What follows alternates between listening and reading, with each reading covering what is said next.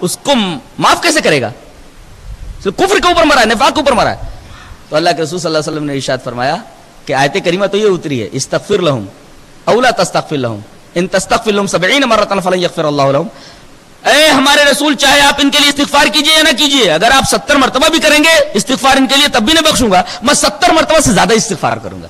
دیکھیں یہ وہی شخص ہے جس نے آپ کی بیوی کے اوپر تہمت لگائی تھی، سارے صحابہ کرام کو ذہنی اذیت پہنچائی تھی، لیکن آپ کا دل اس کے تئیں بھی بالکل صاف تھا. کتنا آپ کا قلب مجلہ تھا، کتنا مطہر تھا، کتنا صاف تھا.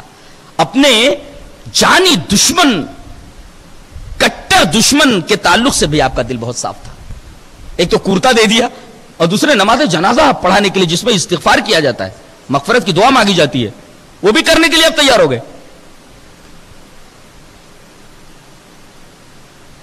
تب آیت کریمہ اتری، نماز جنازہ آپ نے پڑھا دیا، آیت کریمہ اتری وَلَا تُصَلِّ عَلَىٰ أَحَدٍ مِّنْهُمْ مَاتَ أَبَدًا وَلَا تُقِمْ عَلَىٰ قَبْرِهِ.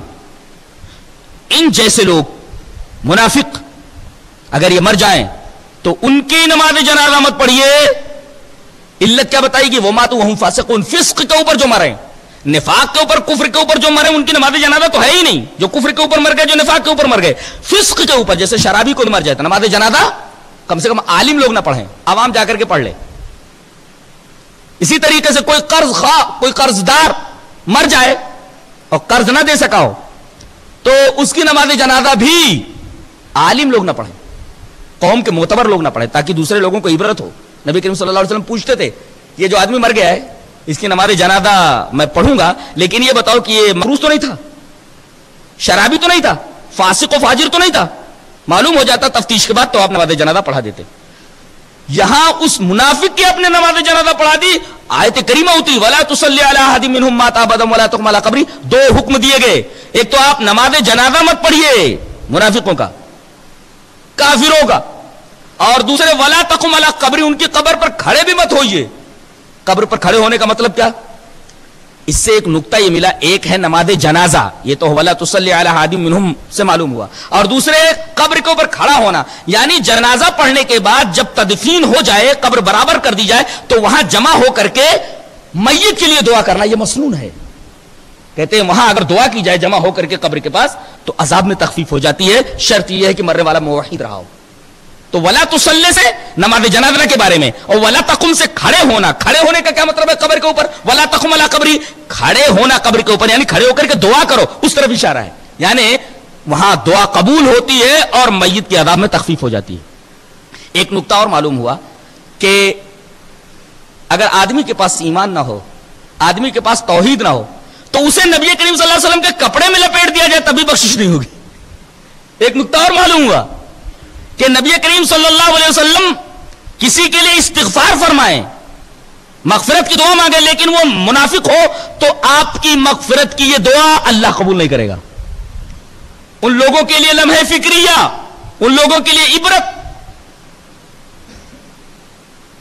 جو صرف منہ مبارک، نالے مبارک اور طرح طرح کی تبرکات سے نسبت ہی کو کافی سمجھتے ہیں کہ رسول اللہ صلی اللہ علیہ وسلم کو بال ہے، آپ کی داڑھی کا بال ہے، آپ کے سر کے بال ہیں، فلا تبرک، آپ کا یہ کپڑا ہے. ان تبرکات سے کچھ فائدہ حاصل ہونے والا نہیں ہے اگر آدمی کے پاس ایمان نہیں ہے، اور رسول اللہ صلی اللہ علیہ وسلم کے مغفرت بھی اس کے کام نہیں آئے گی اگر آدمی کے پاس ایمان نہیں. دیکھو کتنے لوگ ہیں جو توحید سے ناآشنا ہیں، شرک کی دلدل میں دھنسے ہوئے ہیں، بس یہ کافی سمجھتے ہیں کہ کسی تبرک کی طرف، کسی بابا کی طرف ہماری نسبت ہو جائے، یہی کافی ہے. یہاں دیکھ رہے ہیں آپ رسول دعا فرما رہے ہیں لیکن دعا کام نہیں آ رہی. آپ نے اپنا کپڑا دے دیا، کپڑے میں لپیٹ کر کے اس کو دفن کیا گیا. نبی کریم صلی اللہ علیہ وسلم کا کرتا اس کے بدن سے مسے کوئی فائدہ نہیں. تو تبرک سے بھی فائدہ نہیں نبیوں کے جب تک کہ آدمی کا خود کا عمل اچھا نہ ہو. یہ لمحہ فکریہ عبرت ہے ان لوگوں کے لیے جن کے پاس ایمان نام کی کوئی چیز نہیں ہے، توحید نہیں ہے. وہ یہ سمجھتے ہیں بس منہ مبارک، نالے مبارک اور نہ جانے کون کون سے مبارک، ان سے اپنی نسبت قائم رکھو، فلاں قبر سے نسبت رکھو، چاہے شرک میں زندگی بھر ڈوبے رہو.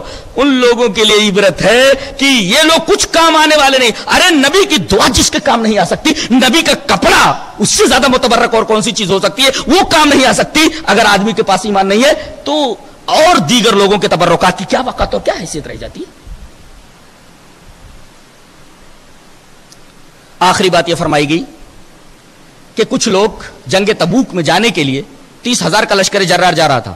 کچھ لوگ آئے اور کہا کہ اے اللہ کے رسول, ہمارے پاس ہتھیار نہیں ہے, جانے کے ہمارے پاس ذرائع نہیں ہیں, تو کچھ گھوڑے دے دیجئے یا اونٹ دے دیجئے یا سامان دے دیجئے راستے کے. ولا علی الذین اذا ما اتوک لتحملهم قلت لا اجد ما احملکم علیہ تولوا واعینهم تفیض من الدمع حزنا الا یجدوا ما ينفقون.